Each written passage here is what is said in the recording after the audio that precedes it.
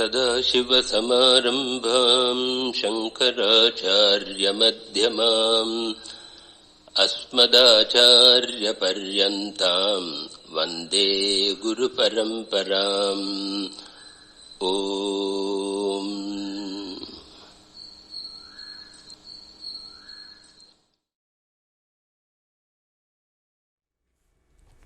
It is true what they say. You are what you think. If you think you are bound, you are bound. If you think you are free, you are free. You are the self, the solitary witness. You are perfect, all-pervading, one. You are free, desireless, forever still. The universe is but a seeming in you. Meditate on this.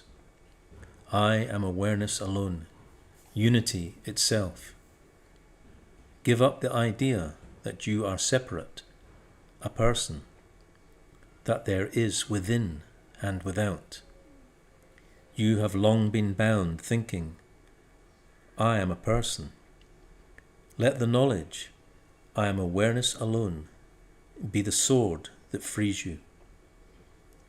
You are now and forever, free, luminous, transparent, still.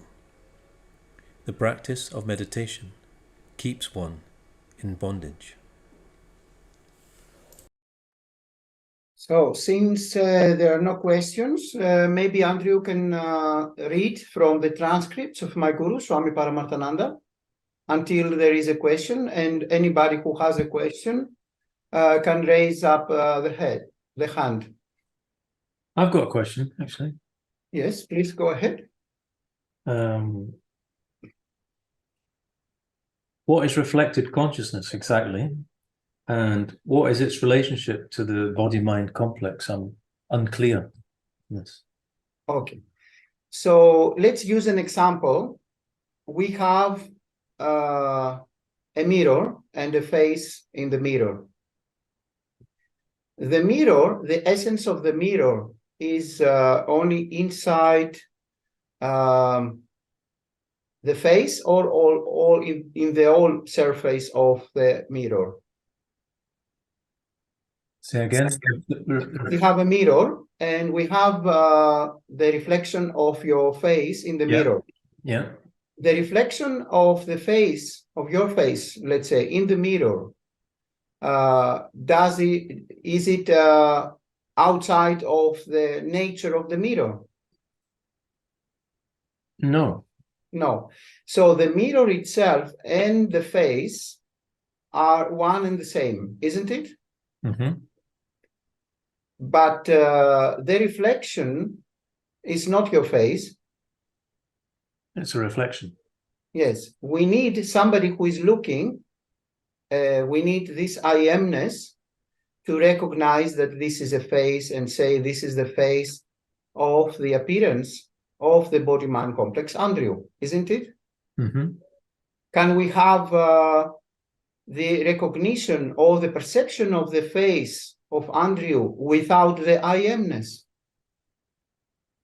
Not at all. Not at all. So this is the body-mind complex. It is a reflection of consciousness in itself, by itself. And the body-mind complex believes, this borrowed consciousness, believes that it is a separate entity from the beingness itself, the isness itself. But the isness and the I amness does not belong to the body-mind complex. It is not the property of the body-mind complex. It is the property of itself. Consciousness, awareness, isness, I amness, Brahman, we may give it different names, but it is the same absolute reality. So there is no any inherent individual existence in Andrew, but Andrew borrows its apparent existence, its apparent appearance and recognition and perception through consciousness itself, which is only singular. The same we can use another for the same question. We can use another example. The example of containers with a liquid. We may have, let's say, 3 containers with water, and on the surface of the water, we may see the reflection of the sun. And we may see in these 3 containers, we may see 3 different sun disks, isn't it? Mm-hmm. But the sun is not there. It's only a reflection in the container's surface. The same with all the apparent individual beings. The apparent individual being believes that it exists as by itself and it has inherent existence. But in reality, it borrows its existence from the one singular existence, the one singular isness or I amness or presence or awareness or Brahman. And because of the reflected consciousness, the Sanskrit term is Chidabhasa, believes that it is a separate existence, an individual separate existence, but it is only an illusion. Isness, I amness, presence can only be singular, cannot divide itself. First of all, it is not a thing. You may take a piece of wood and separate it and divide it into 2 pieces, let's say, because it is an object. But can you separate consciousness? Can you separate presence? No. Can you separate awareness? So even if it seems that there are different apparent beings or individuals, it is only an illusion due to the power of consciousness and also due to the power of Maya. And because of Chidabhasa, the reflected consciousness, we can say, Aham Brahmasmi, I am Brahman. If it goes only Brahman, Brahman cannot say Aham Brahmasmi. There is no reflected consciousness there to say something like that. Brahman, don't say anything at all, don't do anything at all. And it provides only the substratum where everything appears and disappears. I don't know if you want me to elaborate more. No, I understand. Okay, any other question? Hello. Actually, Nelly goes before me.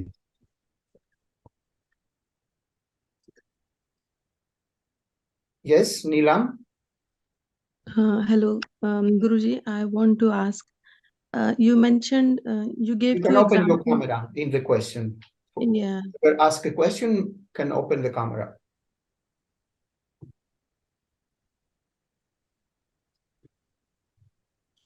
I'm unable to start the video.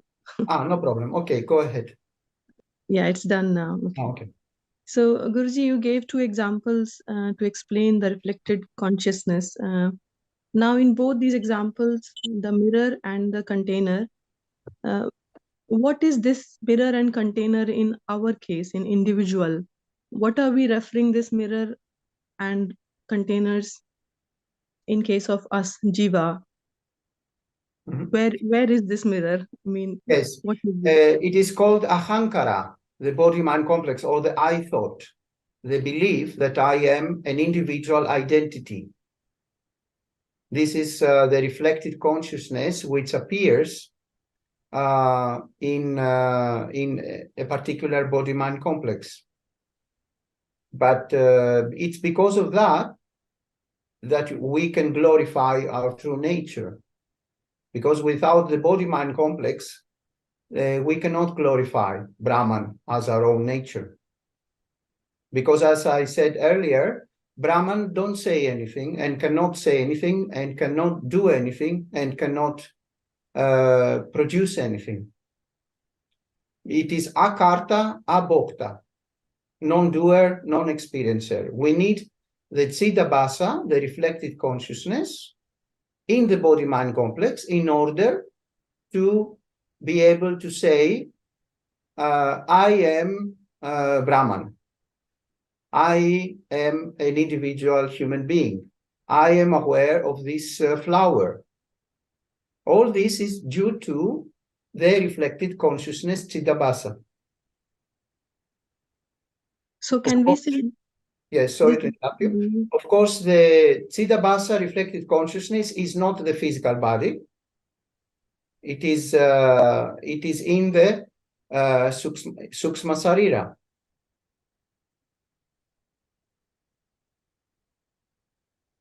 Which of course comes from Karana Sarira.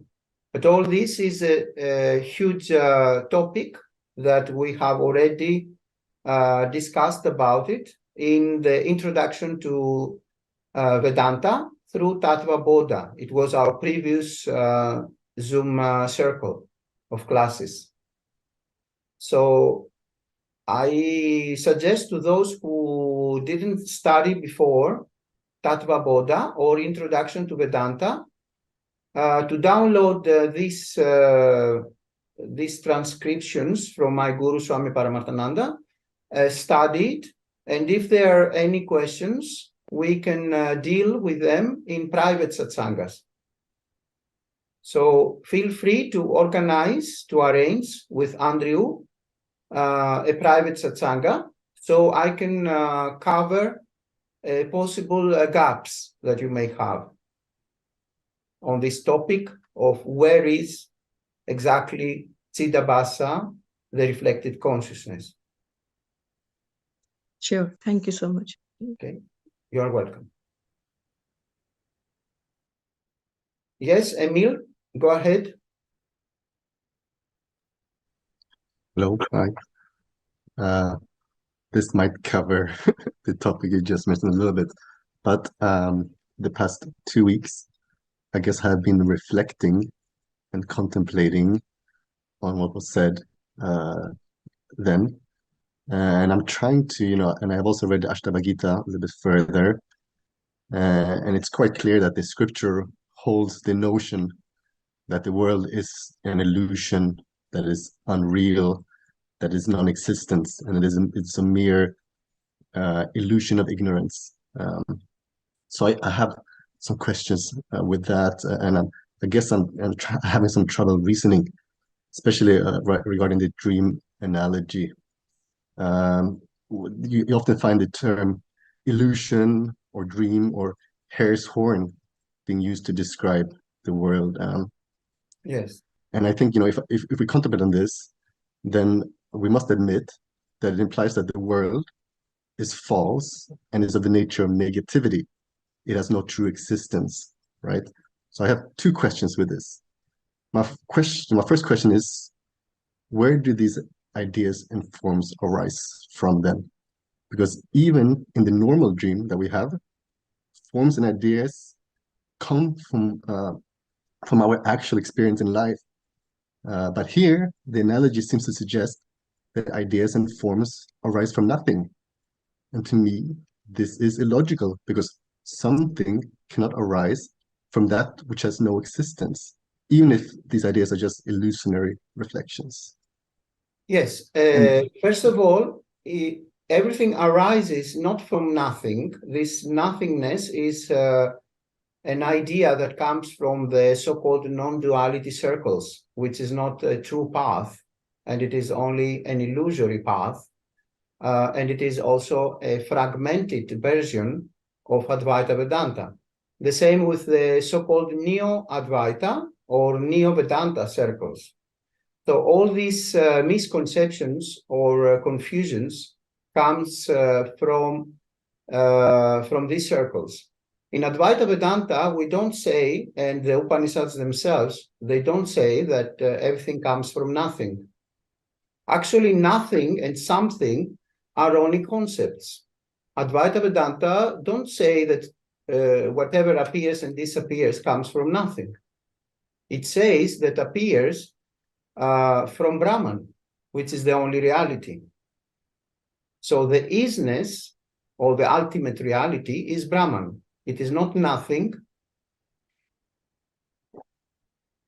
And Brahman itself is the absolute truth.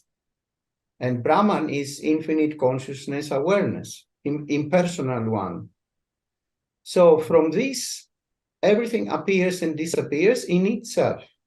Due to Maya, another power of Brahman, the power to project all these universes and all these apparent beings and all the apparent objects. But whatever appears and disappears, it borrows its reality from Brahman itself. But Brahman is not nothing. This is due to the misconceptions and the illusions and the confusions from these circles.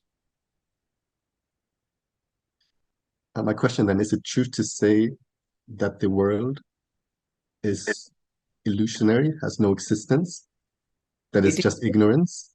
It is seemingly real, we say in Advaita Vedanta. It appears true, but it is not. But the essence of whatever appears and disappears is Brahman itself. So Maya cannot fall into the category of either existence or non-existence. According to Advaita Vedanta and according to Sanatana Dharma in general, we have Brahman, we have the absolute reality, and from absolute reality Brahman appears the Maya, which is Anandi, beginningless, and it is a power which has the capacity to project all these apparent universes, the apparent beings, and the apparent objects. But we cannot say that it exists or it does not exist. We say it seemingly appears. We say that it is like the dream. It appears, the dream, but it doesn't have inherent existence. So the big dream of life appears, but it does not have inherent existence. Okay, I guess if I contemplate on that, then I guess, yes, I'm trying to rationalize certain things. I guess my question is then, if Brahman is formless and has no ability for activities and doership, then how can he create the notion of Maya? Because the notion of Maya stands in opposition. It is of the opposite nature of Brahman. So how can something support its opposite nature? That to me Maya is a contradiction. Maya is not opposite or something negative. Maya is just the power in Brahman. Due to the infinite capacity of projection, Maya projects whatever you see.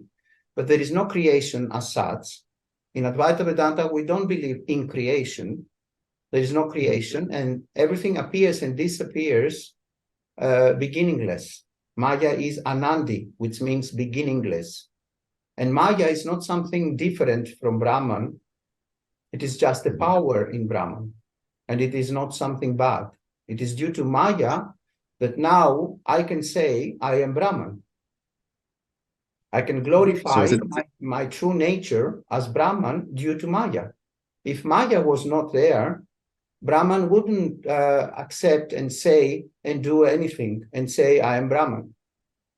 It is due to Maya and the reflected consciousness, Chidabhasa, that somebody can say, I am Brahman, Aham Brahmasmi.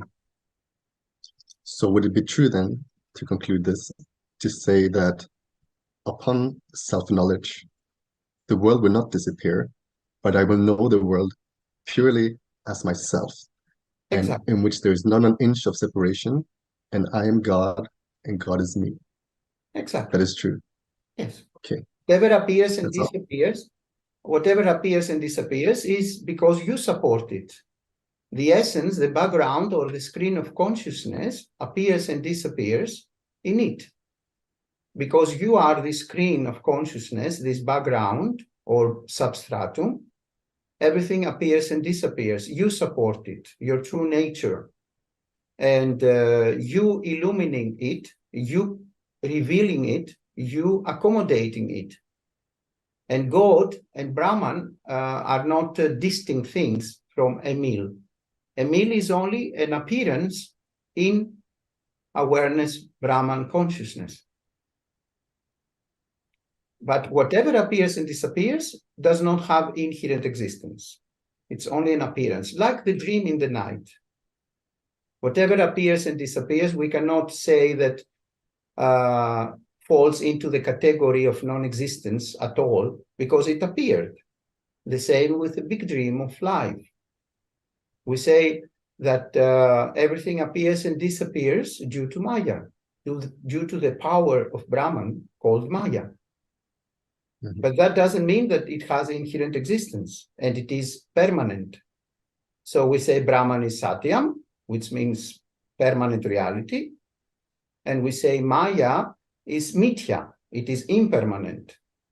So whatever appears and disappears due to Maya is impermanent. But Brahman is Satyam, permanent. Okay, I guess my last question, and my very last question, sorry. It just seems to me also when I read the scripture that it seeks to negate the world. But if we look at these ideas and forms as dreamed up by God, Brahman, then is it not true that these ideas are his or her or its miracle, and they should be celebrated as opposed to negated, which is the tradition, which is the way we traditionally view the world and how it's taken. We should not focus on the world. We should pursue aestheticism or whatnot. We should negate the world.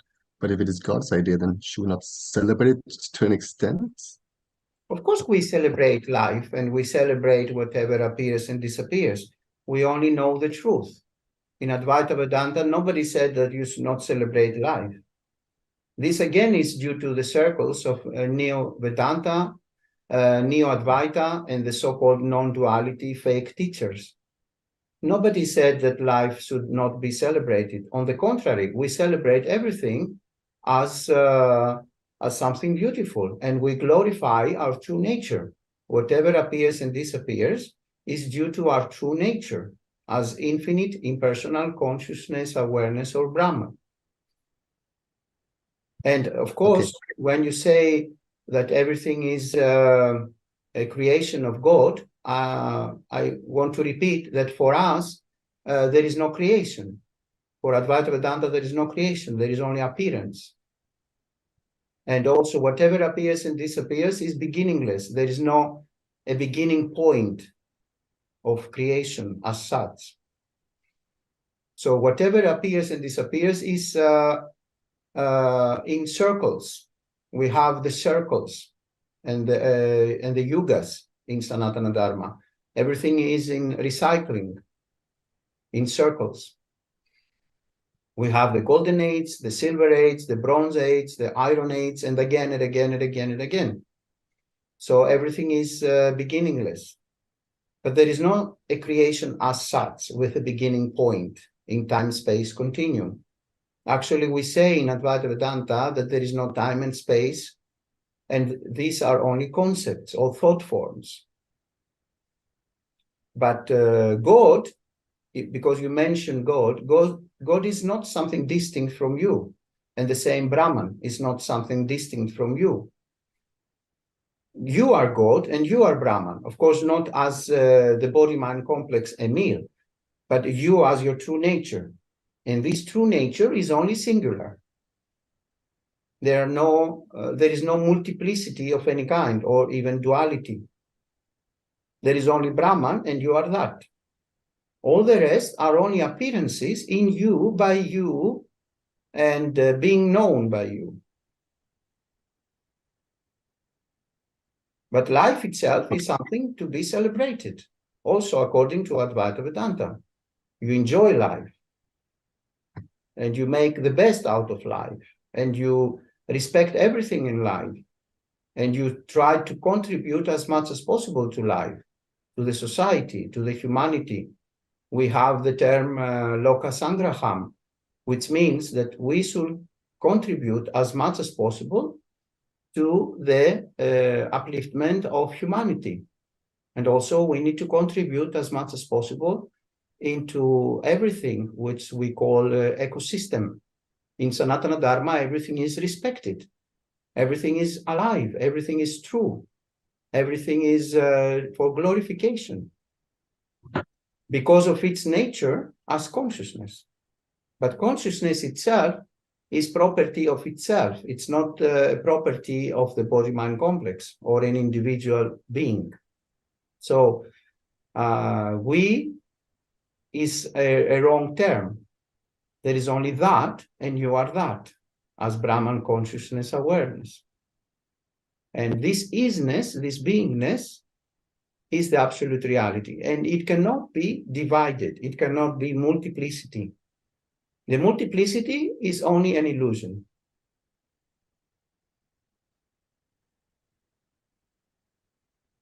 Okay, that's all. Thank you. Thank you. Anybody else?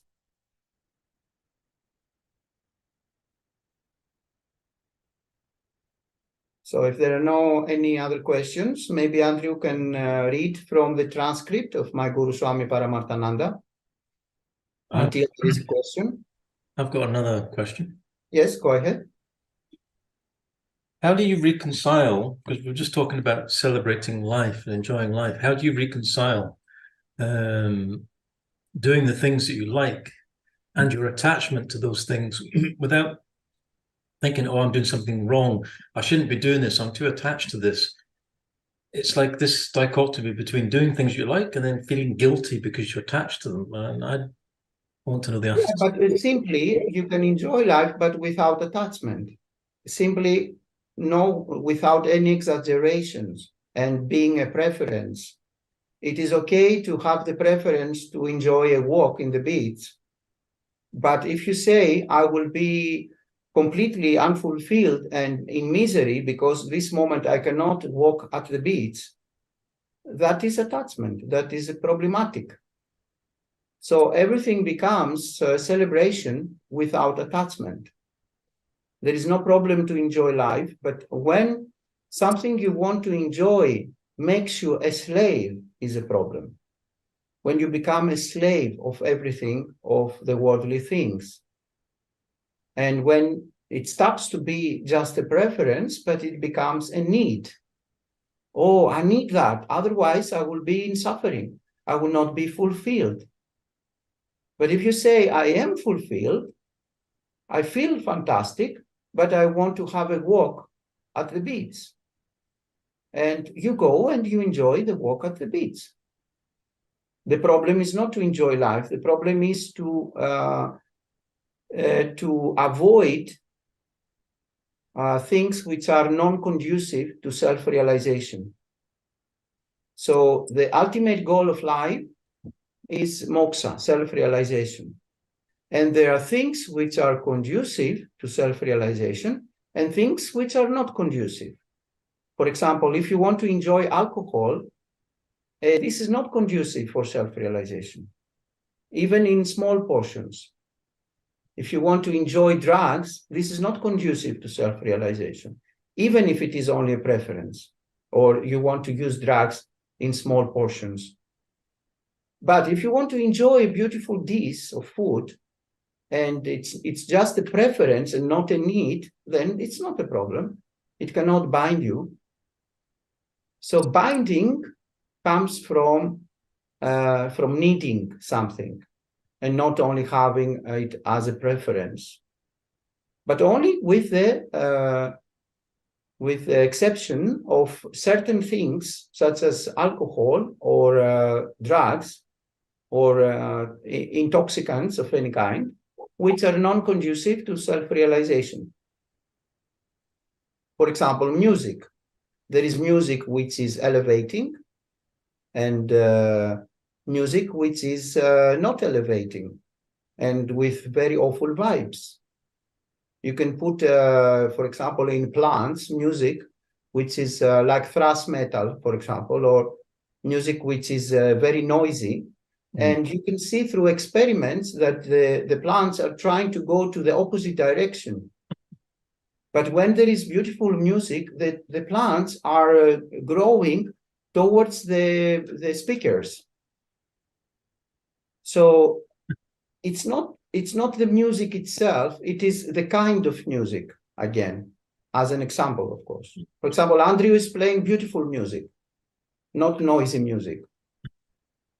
But some others, they play this so-called thrash metal music. This is not music, this is noise. This is demonic vibes, which is not conducive at all, even for pleasure and for happiness. What to say for self-realization goal. It's not conducive at all. It's not elevating. The same with food. There is sattvic food, rajasic food, and tamasic food. Sattvic food, for example, is conducive to self-realization. But if you eat all the time meat, this is not conducive. The mind will not be purified enough for these abstract and profound teachings of self-realization and Advaita Vedanta. So it goes like that. You can enjoy life, and you just need to avoid things which are not conducive to self-realization. If your goal is, of course, self-realization. There are a lot of people out there, so many apparent individuals who are not interested at all for self-realization moksha. They just want to have fun. But the law of karma will do its work. And after millions or trillions of lifetimes, they will be purified enough for the goal of moksha. And they will create what we call punyam, merits or good karma, and they will find a guru and the guru parampara, an authentic lineage, and this will lead this individual, apparent individual, of course, to moksha. But celebration of life is something very important. In Advaita Vedanta, we want to have fun. We want to enjoy life.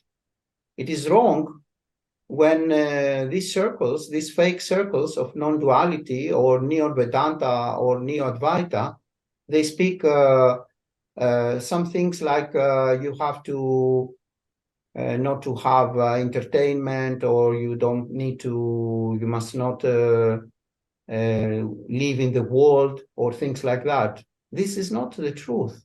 You can live in the world, and you can serve the world and the society, and you can enjoy life.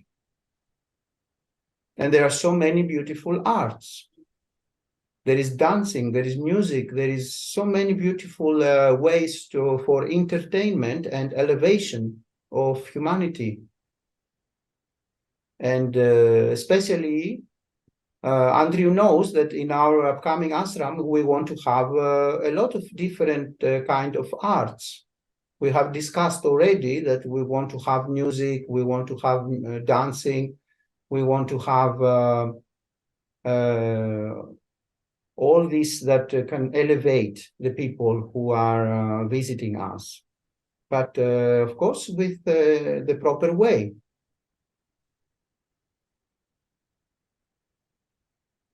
Yes, it is. Unfortunately, there are so many confusions.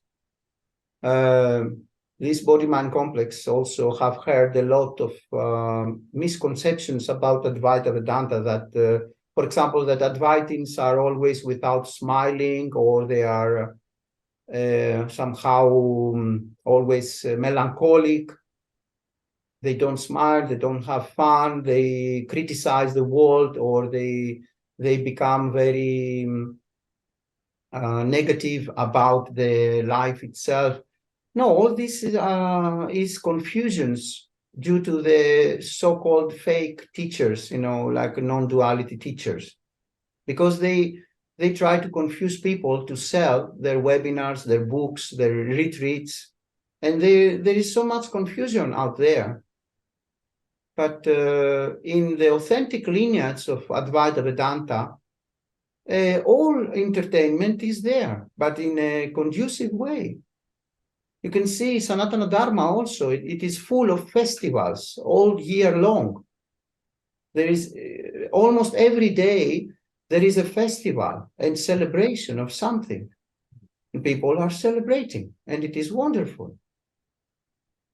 And it is due to Maya and due to these apparent universes that Brahman itself is glorified. Because Brahman, as I said earlier, cannot say, I am Brahman. There is the need of Maya for Brahman to say, I am Brahman. For the Chitabhasa, of course, the reflected consciousness, to acknowledge this fact.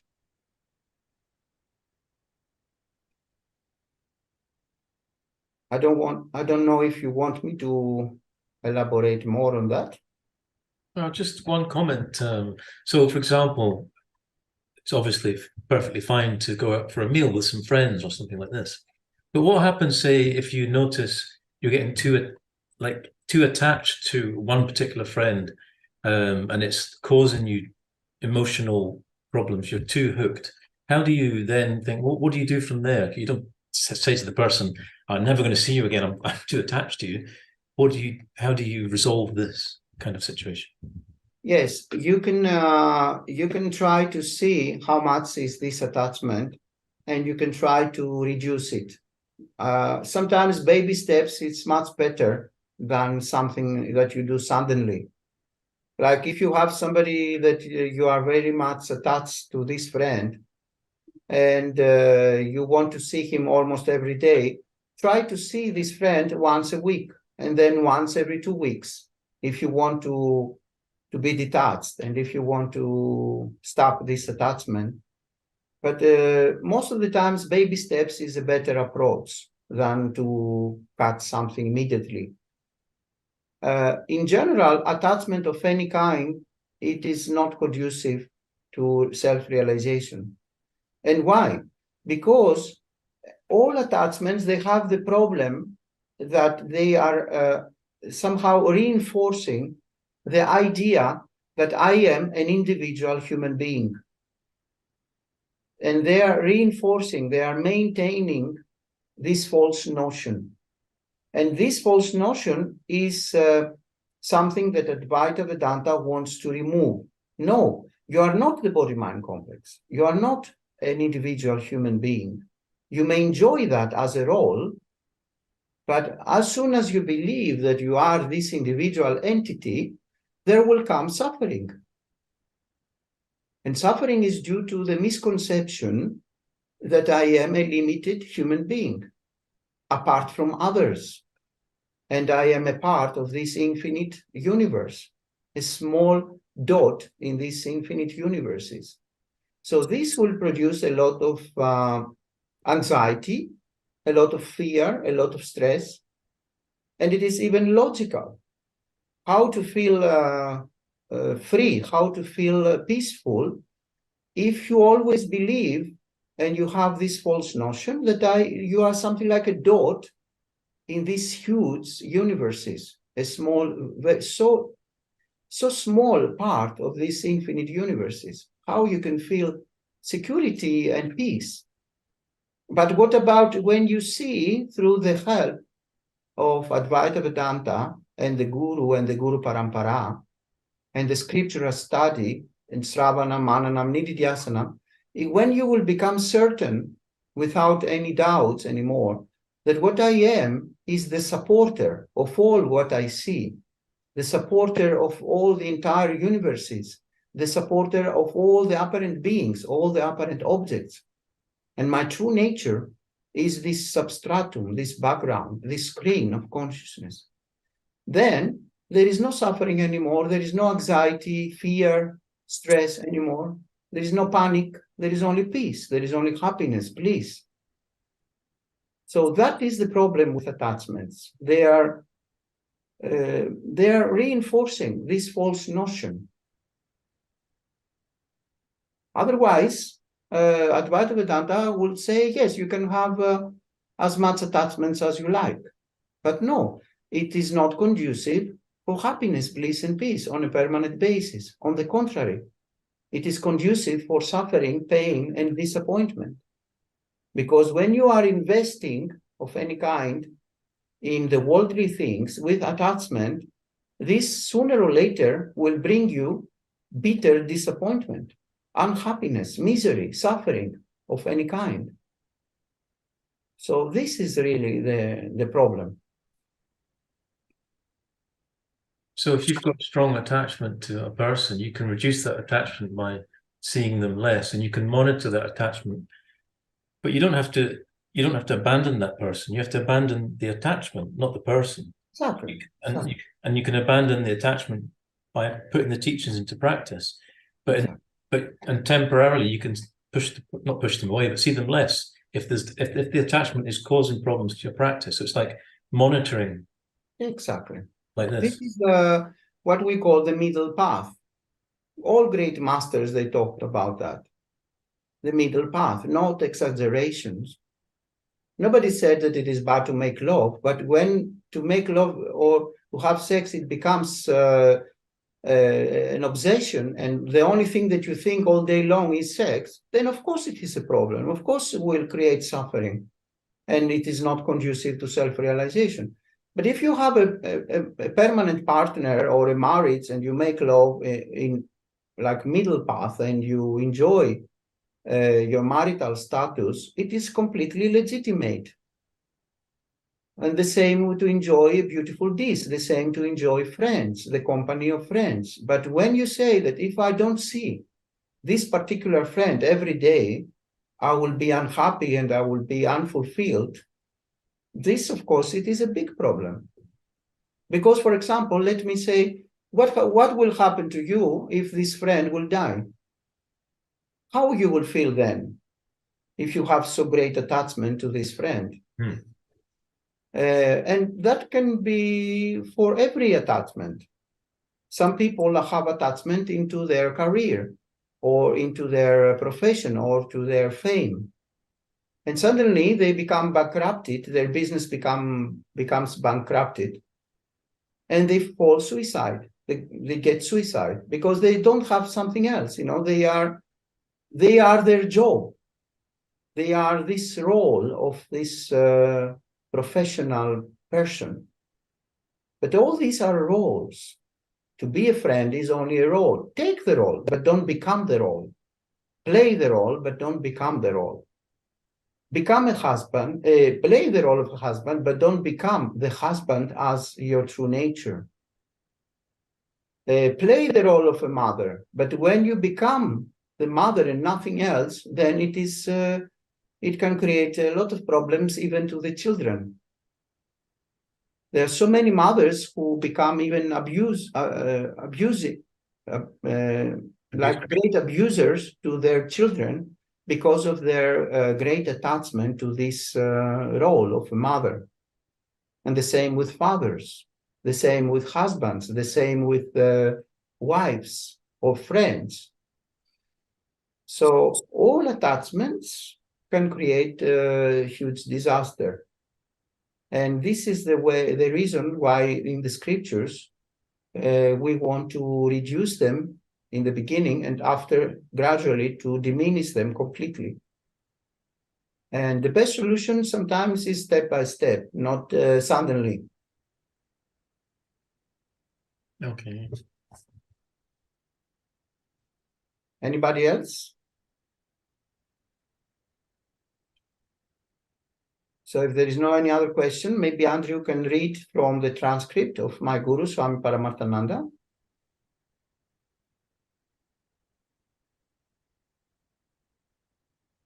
Page 4. Be like a lion.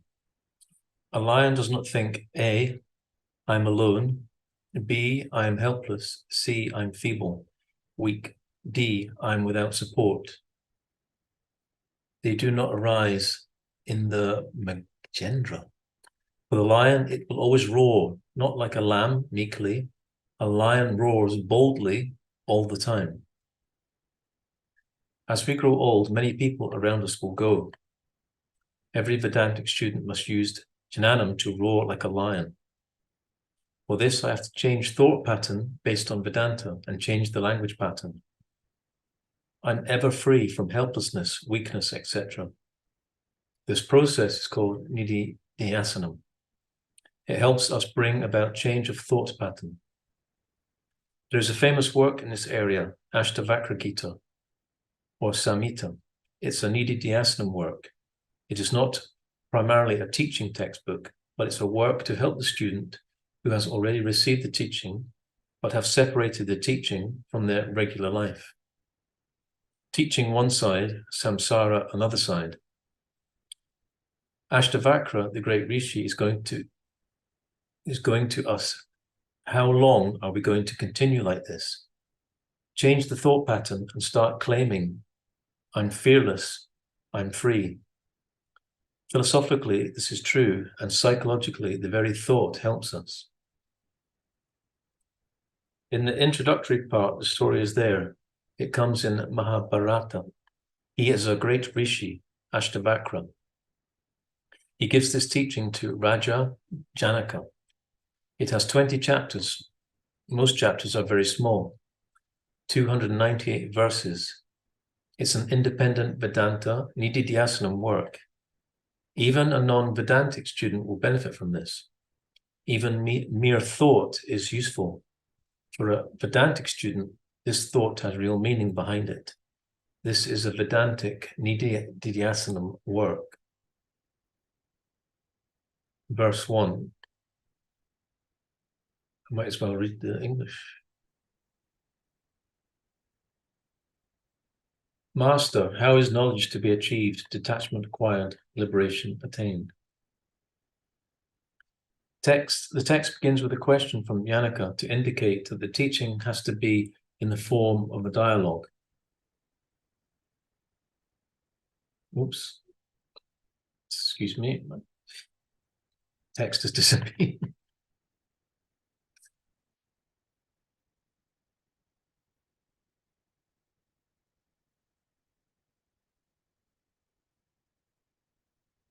Sorry about that.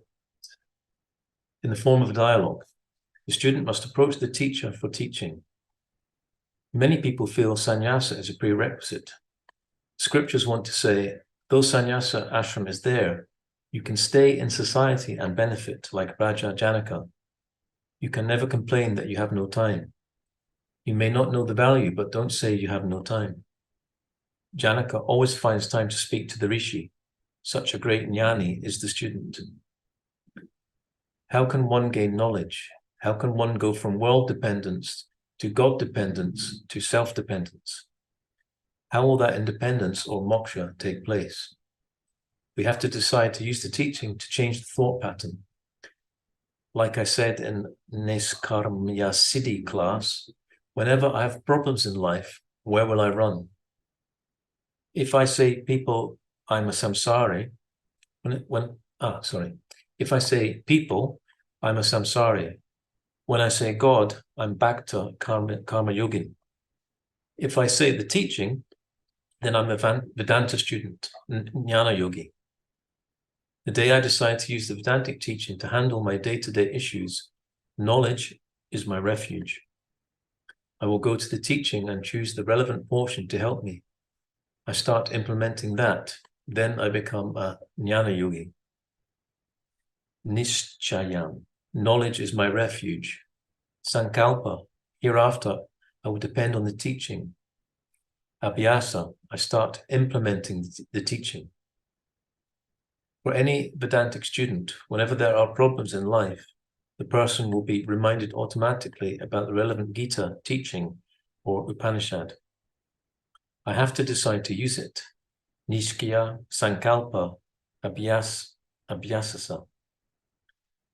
Janaka asked his guru, can I be Jivan Mukta? How can I develop this passion?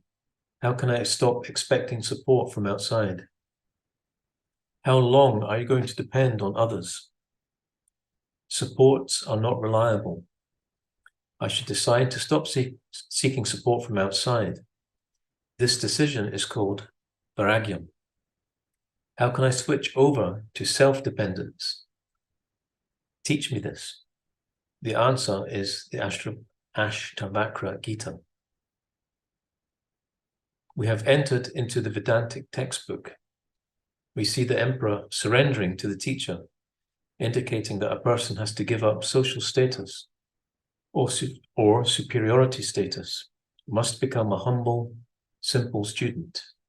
He surrenders and asks for this knowledge. He says, "O Lord, please teach me. How can a person get spiritual knowledge and mukti, or liberation? And how is vairagyam attained?" There is a relationship between the three.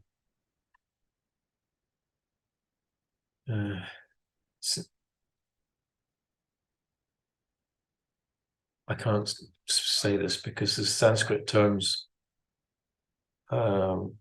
make the sentence meaningless. Verse 2. Name of moksha is independence from all dependencies. I learn to depend on myself. Self-dependence, moksha. This I attain gradually. Initially, as a samsari, I depend upon the world. We start with well-dependence as samsari. When we find a problem in this, we want to get out of this, and we go to the next stage. Veda has purva bhaga and antabhaga. It tells us gradually learn to depend less on world and increase dependence on God. This is karma yoga. In Gita, Lord Krishna says, a couple of verses, don't depend on the world, depend on the God. By leading a life of karma yoga, depending upon the Lord, or by this practice, you develop all the virtues. Therefore, initially follow karma yoga, then may you acquire all the virtues. A few are enumerated. Dependence on the world is poison. Give up that poison. May you acquire the nectar of virtues. Forbearance or mental strength is to withstand opposite experiences. Learn to withstand opposite experiences. Integrity of all the different layers of my personality, ensuring they are functioning in harmony, means, I presume, integrity. There's a lot of Sanskrit here. It's difficult to make sense of everything.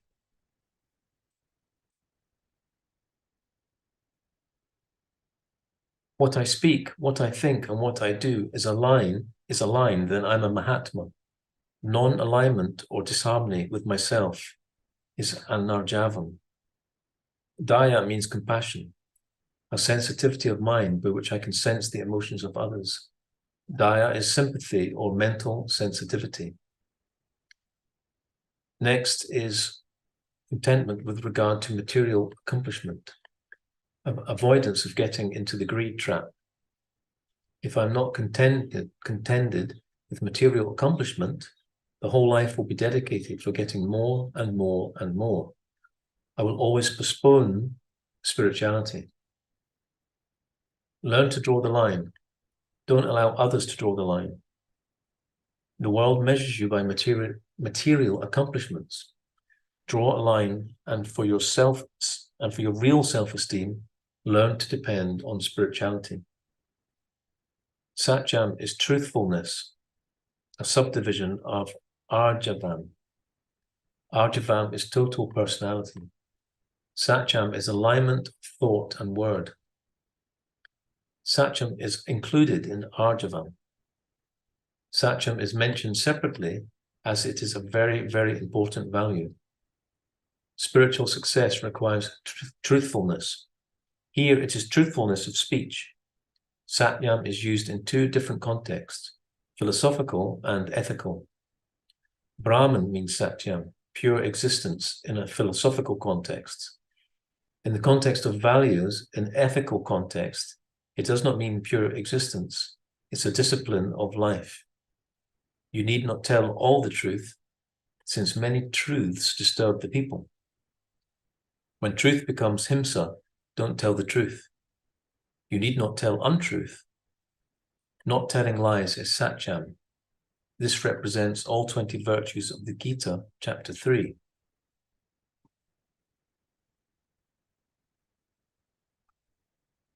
taking a break.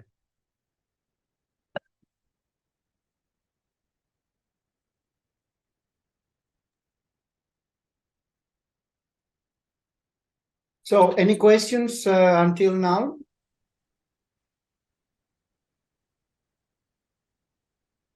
How much more time we have? About 9 minutes, 8 minutes.